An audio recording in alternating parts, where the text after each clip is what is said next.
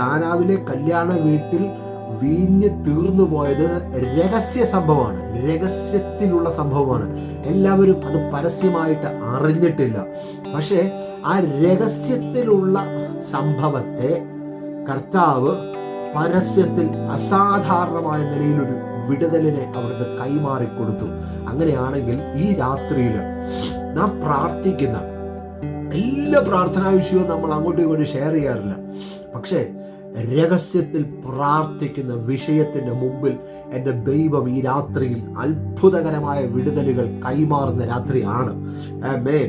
രഹസ്യ പ്രാർത്ഥനയുടെ ഹല്ലേലൂയ ചില വിഷയങ്ങളിൽ ടിക്ക് വീഴുന്ന ഒരു ദിവസമാണ് ഈ രാത്രി എന്ന് ഞാൻ വ്യക്തമായ ആലോചന കാണിച്ചു തരികയാണ്. ഹല്ലേലൂയ. അത് പറയുകയാണ്, അത് കൈമാറുകയാണ്. ഹല്ലേലൂയ. രഹസ്യത്തിലാണ് ആ വിഷയം. ആ രഹസ്യത്തിലെ വിഷയം യേശു ഇടപെട്ടില്ല എങ്കിൽ നിശ്ചയമായും ആ കുടുംബം പരസ്യ കോലമാകും. മറ്റുള്ളവരുടെ മുമ്പിൽ നിന്ദിക്കപ്പെടും. മറ്റുള്ളവരുടെ മുമ്പിൽ ഒന്ന് തല ഉയർത്തിപ്പിടിച്ച് നിൽക്കുവാൻ പോലും കഴിയാത്ത നിലകളിലേക്ക് അവരെത്തും.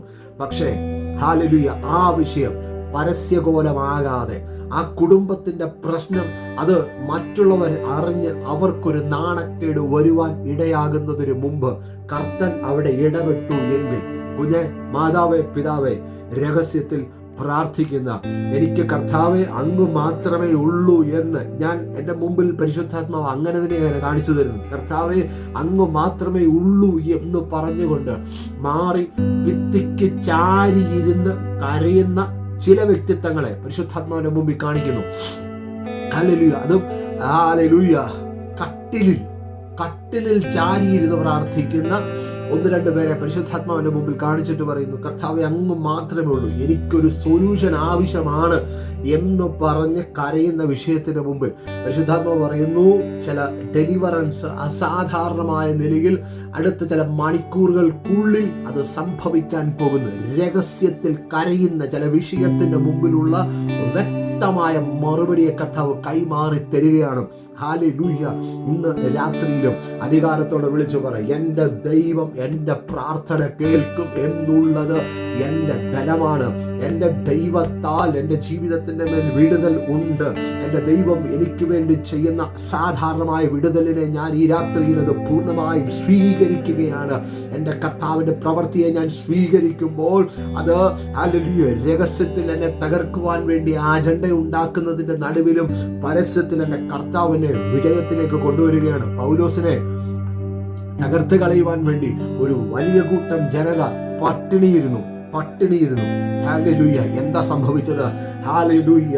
ആ പട്ടിണി ഇരുന്നവർ എന്ത് സംഭവിച്ചു എന്ന് നമുക്കറിയത്തില്ല. പക്ഷേ ഹല്ലേലൂയ പട്ടിണി ഇരുന്നവരുടെ വിഷയം ഹല്ലേലൂയ ഇവനെ തകർത്ത് കളയുക എന്നുള്ളതാണ്. എന്നാൽ എൻ്റെ ദൈവത്തിന്റെ വിഷയം അവന്റെ മേൽ കിടക്കുന്ന വാഗ്ദത്തത്തെ നിവർത്തീകരിക്കുക എന്നുള്ളതാണ്.